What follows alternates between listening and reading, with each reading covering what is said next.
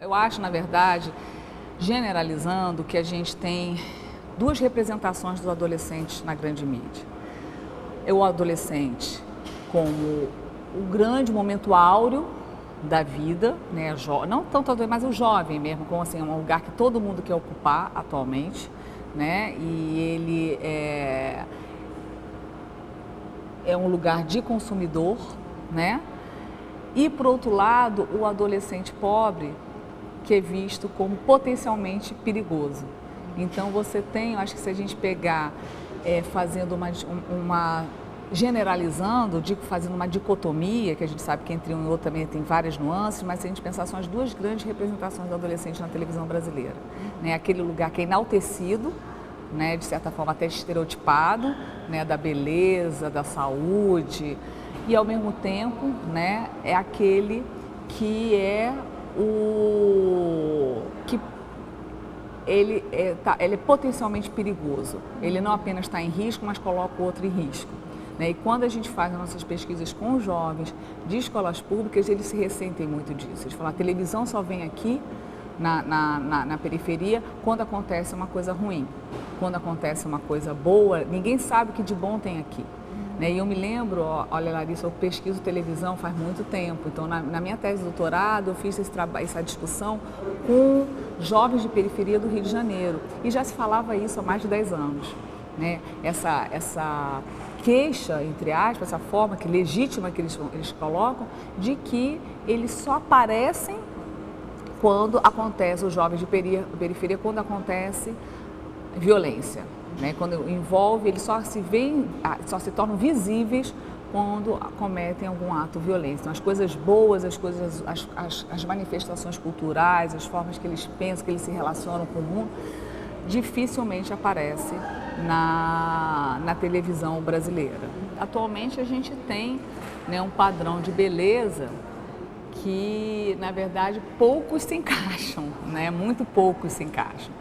E isso chega com muita força, não sei se é só apenas na adolescência, mas eu acho que está produzindo, né, um modo de ser, de pensar, uma subjetividade aí que não fica restrita à adolescência apenas. Né? Você vê atualmente crianças não querendo comer para não engordar, coisas que na minha geração não era pensado isso. Né? Então, esse padrão de beleza, de um ideal magro, né? Alto, mas principalmente essa coisa do corpo magro, né? Ela vem com muita força e, infelizmente, não incide apenas no corpo do adolescente. Eu vejo que isso é uma questão que está atravessando todos nós e está chegando na infância, né? Coisa que antigamente não se colocava. Né? Então, não é apenas assim, não vou comer para não fazer mal à saúde, porque realmente eu estou com uma obesidade que me acarreta problemas de saúde. São crianças de 8, 9 anos que não querem comer para não engordar e não são, né? Não tem questões de saúde. E isso também chega com muita força no adolescente. Né? E eu acho que isso tem a ver com o padrão de beleza, né, cultural, que a TV brasileira, não digo só a TV brasileira, é um padrão mundial, ocidental, né? Digamos, não mundial, não, mas ocidental, né?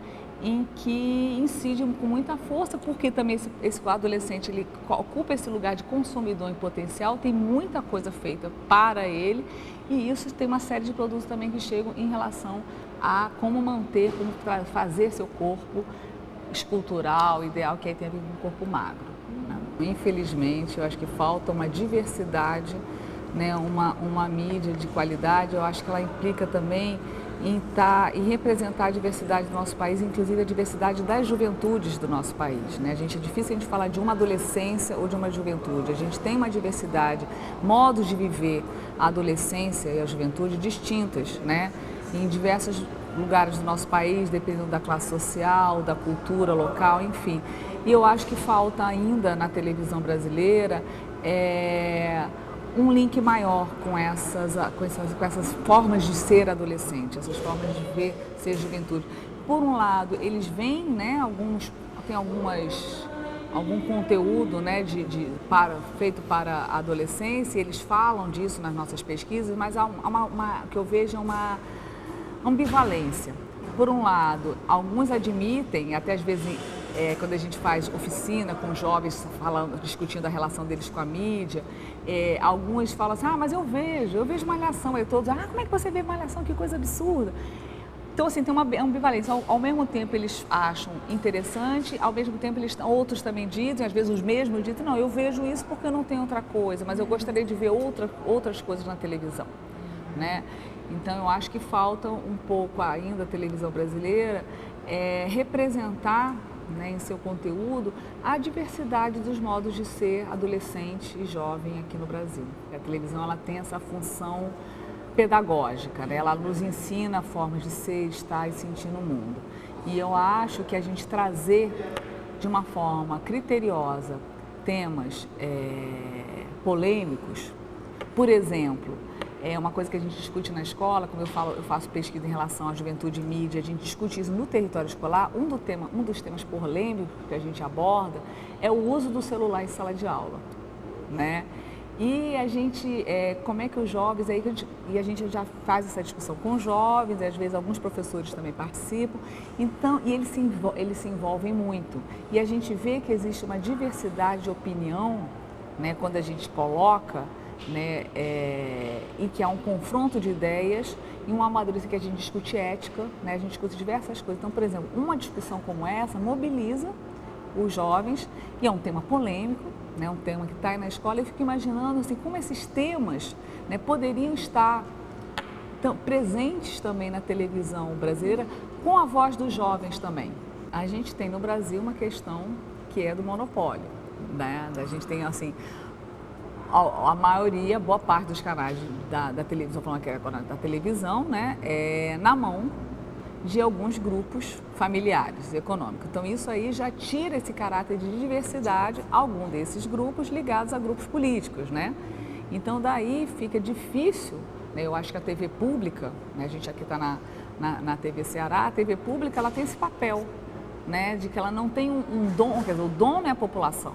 Então, ela tem essa possibilidade de estar sendo esse canal que pode estar discutindo coisas que não faz parte do interesse dos outros grupos, das outras televisões comerciais. Né? Então, eu acho que a TV pública ela pode vir a se tornar esse lugar que eu vejo que tem espaço para os adolescentes e jovens, né? Deles estarem na mídia, deles estarem falando o que eles pensam, não sozinhos, mas também com os adultos, né? A gente fazer o encontro intergeracional na própria televisão. É um conservadorismo, a meu ver, que eu não sei se tem a ver também talvez com os valores, mas com os interesses dos grupos econômicos que dominam, né, a TV comercial no Brasil. Eu acho que hoje em dia a gente está vivendo uma geração que é diferente até do antigamente, que seria 10 anos atrás. Esse 10 anos atrás já entrou no antigamente. Por que eu digo isso? Que se há 10 anos atrás a televisão ela ocupava uma centralidade, né, entre as mídias, ela ocupava uma centralidade entre os adolescentes, né, no lazer, no entretenimento, como lugar de formação, né? Atualmente a gente vê um deslocamento da televisão para a internet. Então, assim, esse antigamente, se a gente pensar mais antigamente, as outras gerações anteriores até a minha não tinham esse lugar da televisão. A minha, a geração dos anos 80, 90, já tiveram a televisão com uma grande mídia para esse público. E atualmente, eu acredito que seja a internet. Eu tenho desenvolvido pesquisas na relação juventude e mídia. E o que eu tenho sentido é que os jovens não se identificam mais, né? A gente fez uma pesquisa de base quantitativa em 2011. Nessa pesquisa, aqui em Fortaleza, a gente aplicou um questionário em 1.140 jovens de 43 escolas públicas de Fortaleza. 2011, entre 2009 e 2011 foi a aplicação desse questionário. Na época, uma das perguntas era o que ele faz na hora de lazer. Mais de 80% em 2009 responderam à televisão, né, como a principal fonte de lazer. Em seguida veio questões ligadas à música, tocar ou ouvir música, e em terceiro a internet. 2 anos depois, a gente voltou para algumas escolas públicas, tá? para fazer uma discussão qualitativa desses dados. Alunos de escolas públicas. Quando a gente conversou com eles acerca desses dados, eles falaram que aquele dado já era antigo. Veja bem, assim, 4 anos, eu acho que a questão do 3G, né, da portabilidade do celular, dessa mídia portátil, né, fez com que a relação, foi muito pouco tempo, né? Então eles já falaram, olha, esse dado, né, é um dado mais qualitativo que a gente teve em algumas escolas que a gente discutiu com eles, disseram que estava defasado. Eles disseram assim, não é a televisão mais, não é que o jovem não veja a TV. Ele vê televisão, mas ele vê a televisão junto com o celular, com o tablet, né? Eu estou falando de jovens de escola pública, né? Ou ele vê o conteúdo da televisão no computador, né? Então acho que mudou a relação com a televisão. E uma das coisas que a gente discutiu com ele, por quê, né?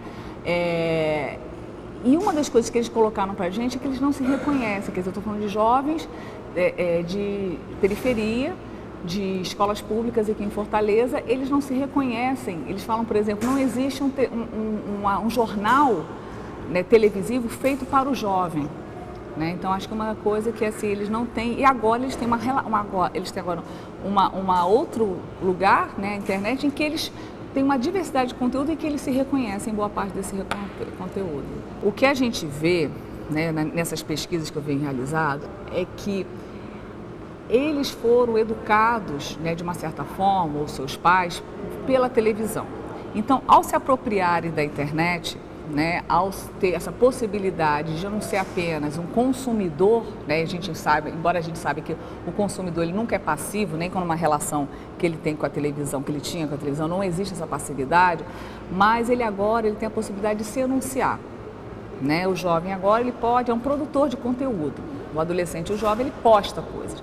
Só que não necessariamente essa postagem é crítica, né? Porque você já tem aí se a gente tem anos, né, na nossa formação cultural da questão da celebridade, a televisão nos ensinou isso, de ver as celebridades colocando a sua vida privada, né, a sua vida íntima, se expondo. O que eu tenho observado é que nessa relação com a internet, agora ele não apenas pode ver o que as celebridades fazem, mas também podem se exibir. Né? Então, não necessariamente, embora haja uma diversidade, eu estou generalizando, você tem uma diversidade de conteúdo, mas assim, muitos que mobiliza esses jovens assim, a produzir conteúdo, está muito ligado também a essa questão dessa exibição de si, esse narcisismo, certo?